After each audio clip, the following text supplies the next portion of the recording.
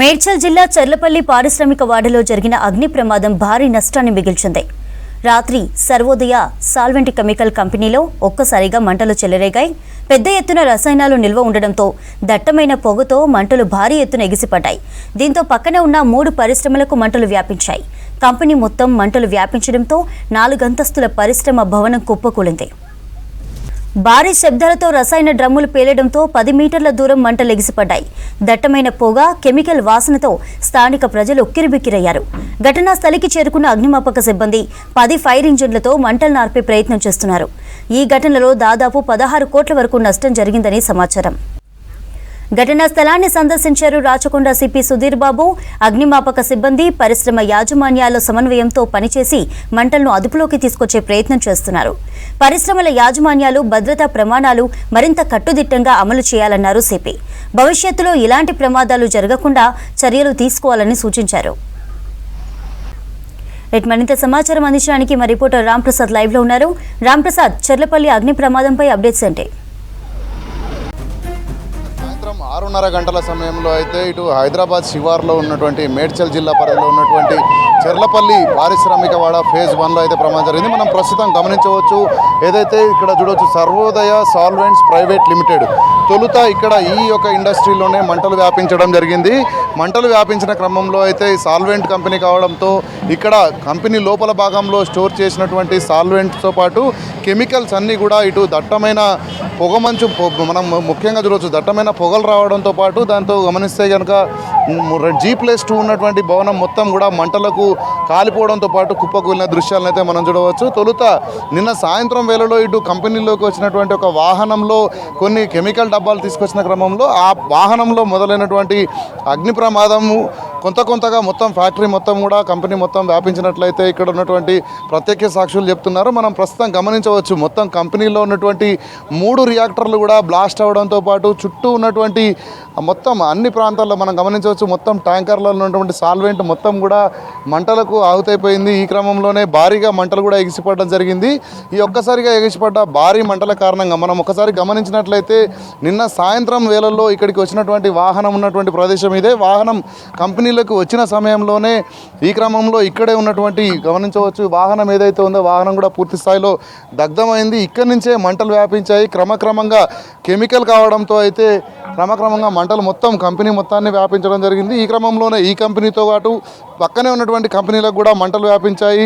సుమారుగా కోట్లాది రూపాయల నష్టం వాటిల్లినట్లు ఇప్పటికే ఇటు అధికారులు ప్రాథమిక అంచనా వేసిన క్రమంలో అయితే మనం ఒకసారి గమనించవచ్చు, ఎక్కడ చూసినా కూడా మొత్తం మంటల్లో అగ్నికి ఆహుతైపోయినటువంటి దృశ్యాలే కనిపిస్తున్నాయి. మొత్తం ట్యాంకర్లు కానీ మనం చూడవచ్చు, మొత్తం 20 వరకు భారీ ట్యాంకర్లను కూడా ఇక్కడ ఏర్పాటు చేయడం జరిగింది. ఏదైతే కెమికల్స్ ఉంటాయో ఇటు సాల్వెంట్ లిక్విడ్ కావాల్సినటువంటి కెమికల్స్ అన్నీ కూడా స్టోరేజ్ చేసినటువంటి వాటిని అన్నీ కూడా గమనించవచ్చు. వాహనం అయితే మనం ఈ శిథిలాల కిందనే ఉంది ఇక్కడ గమనించవచ్చు. ఎందుకంటే నిన్న వచ్చినటువంటి వాహనంలో తొలుత ఇక్కడనే కంపెనీలోకి ఎంటర్ కాగానే ఇక్కడే అగ్ని ప్రమాదం జరిగింది. ఈ క్రమంలోనే మంటలు క్రమక్రమంగా వ్యాప్తి చెంది మొత్తం కంపెనీ మొత్తం వ్యాపించడం జరిగింది. మనం ఇక్కడ నుంచి ఒకసారి గమనించినట్లయితే ఈ కంపెనీకి పక్కనే ఉన్నటువంటి టైర్ల కంపెనీ ఏదైతే మహాలక్ష్మి రబ్బర్ సంబంధించినటువంటి కంపెనీ ఏదైతే ఉందో దాంతోపాటు పక్కనే ఉన్నటువంటి ఇటు బ్యాటరీస్ కంపెనీగా బ్యాటరీ వెహికల్స్ సంబంధించినటువంటి కంపెనీ కూడా మొత్తం పూర్తి స్థాయిలో దగ్ధం అవడంతో ఇప్పుడు బిల్డింగ్ మనం చూస్తున్నాం. ఇప్పుడు కనిపిస్తున్నటువంటి విజువల్స్ ద్వారా చూస్తున్నటువంటి బిల్డింగ్ ఏదైతే ఉందో ఈ బిల్డింగ్ మొత్తం కూడా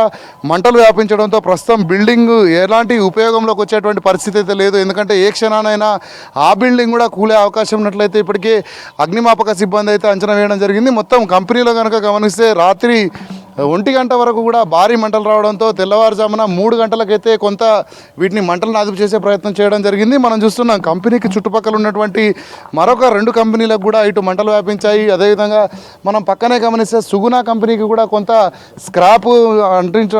స్క్రాప్ కూడా మంటలు అంటుకోవడం జరిగింది. అంతేకాకుండా మనం చూస్తున్నాం మొత్తం కంపెనీలో ఉన్నటువంటి మనం గమనించవచ్చు లైవ్ విజువల్స్ V6 స్క్రీన్ పై అయితే మనం చూడవచ్చు. ఎందుకంటే సాల్వెంట్ ఇంకా కొన్ని ట్యాంకర్లలో స్టోరేజ్ ఉండడంతో మంటలు ఇంకా అదుపులోకి అయితే రానటువంటి పరిస్థితి. ఒకవేళ ఆ మంటలు బ్లాస్ట్ అయ్యే అవకాశం కూడా ఉందని చెప్తున్న క్రమంలో ఇటు రాత్రి నుంచి కూడా 10 ఫైర్ ఇంజన్లతో అగ్నిమాపక సిబ్బంది పలుమార్లు కూడా వాటిని ఫిల్ చేయడంతో పాటు తీసుకొచ్చి ఇక్కడ ఉన్నటువంటి వాటర్తో మొత్తం మంటలను అదుపులోకి తీసుకొచ్చే ప్రయత్నం చేస్తున్నప్పటికీ కూడా మంటలు ఇంకా వస్తూనే ఉన్నాయి. ఏదైతే స్టోరేజ్ ట్యాంకులలో ఉన్నటువంటి సాల్వెంట్ ఏదైతే ఉందో అది కెమికల్ రసాయనం కావడంతో అయితే మంటలు ఇంకా కొనసాగుతున్నటువంటి పరిస్థితి చూడవచ్చు. కంపెనీలో ఎక్కడ చూసినా కూడా ఇంకా పొగలు వెళ్తున్నాయి. అంటే ఇంకా ఈ మంటలు కంట్రోల్లోకి వచ్చినాయా లేదా అని అయితే పూర్తి స్థాయిలో స్పష్టత రాకపోగా మనం గమనించవచ్చు. కంపెనీకి పక్కనే ఉన్నటువంటి ఇటు మనం చూడవచ్చు మొబైల్ టవర్స్ కూడా పూర్తి స్థాయిలో దగ్ధమైనటువంటి, ఎందుకంటే ఇవన్నీ కూడా ఉపయోగంలో ఉన్నటువంటి ఇటు ఫేజ్ 1 చెర్లపల్లి ఏదైతే ఇండస్ట్రియల్ ఏరియా ఉందో ఈ మొత్తం ప్రాంతంలో కూడా ఇక్కడ విస్తరించి ఉన్నటువంటి ఒక కేబుల్ నెట్వర్క్స్ కూడా మొత్తం పూర్తిగా డ్యామేజ్ అవ్వడం జరిగింది. ఇప్పటికే ప్రాథమిక అంచనా ఇప్పుడు కంపెనీకి సంబంధించినటువంటి యజమానులు ఎవరు కూడా ఇంతవరకు ఇక్కడికి రాకపోవడంతో ఈ కంపెనీలో సాధారణంగా 40 మందికి పైగా సిబ్బంది పనిచేస్తారు. కానీ నిన్న కంపెనీ పనులు కొనసాగించకుండా కేవలం టెక్నికల్ పనులు చూస్తున్న క్రమంలోనే కేవలం 18 మంది మాత్రమే ఇక్కడ పనులు నిర్వహించడం జరిగింది.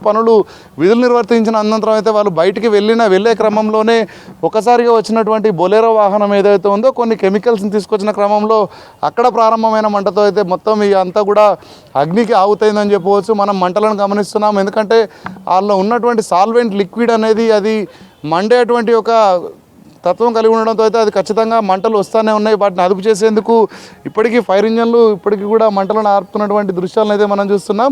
పక్కనే ఉన్నటువంటి బిల్డింగ్లకు కూడా కొంత ఇబ్బంది అయితే తలెత్తింది. ఎందుకంటే చూస్తున్నాం మనం ఈ చుట్టూ ఉన్నటువంటి కంపెనీలను గమనిస్తే ఇటు వెనక వైపు ప్రస్తుతం ఒక కంపెనీ కన్స్ట్రక్షన్లో ఉండడంతో అయితే భారీ ముప్పు తప్పిందని చెప్పవచ్చు. ఎందుకంటే ఎదురుగా ఉన్నటువంటి ఇటు బ్యాటరీస్కి సంబంధించినటువంటి వెహికల్స్ కంపెనీకి సంబంధించిన బిల్డింగ్ మొత్తం దగ్ధం కాగా, అదేవిధంగా ఆ పక్కన ఉన్నటువంటి మహాలక్ష్మి రబ్బర్స్లో కూడా కొంతవరకు మంటలు వ్యాపించడంతో పాటు పక్కనే నూతనంగా కన్స్ట్రక్ట్ చేస్తున్న కంపెనీ కావడంతో అయితే భారీ ప్రమాదమే తగ్గింది. ఈ క్రమంలోనే ఇక్కడ ఎలాంటి ప్రాణ నష్టం జరగనప్పటికీ కూడా ఆస్తి నష్టం భారీగానే ఉండొచ్చని ఇప్పటికే అగ్నిమాపక సిబ్బంది అయితే అంచనా వేస్తున్నారు. ప్రాథమికంగా అయితే 16 కోట్ల వరకు కూడా అగ్ని ప్రమాదం వల్ల ఇటు నష్టం వాటిల్లేటువంటి అవకాశం ఉందని కూడా ఇప్పటికే ప్రాథమిక అంచనా వేయడం జరిగింది. ఈ మంటలన్నింటినీ కూడా మనం చూస్తున్నాం, మొత్తం ఈ ఏరియా అంతా కూడా వాటర్తో నిండిపోయినటువంటి పరిస్థితి. ఎందుకంటే రాత్రి నుంచి కూడా ఎడతెరపి లేకుండా ఇటు ఫైర్ ఇంజన్లు అన్నీ కూడా ఇక్కడికి వచ్చేసి సహాయక చర్యలు చేపట్టడంతో అయితే మొత్తం మంటలు కొంతవరకు అదుపులో వచ్చినప్పటికీ కూడా మిగతా సాల్వెంట్ పూర్తయ్యే వరకు కూడా మంటలు కొనసాగే అవకాశం ఉందనేది అయితే ఫైర్ సిబ్బంది చెప్తా ఉన్నారు.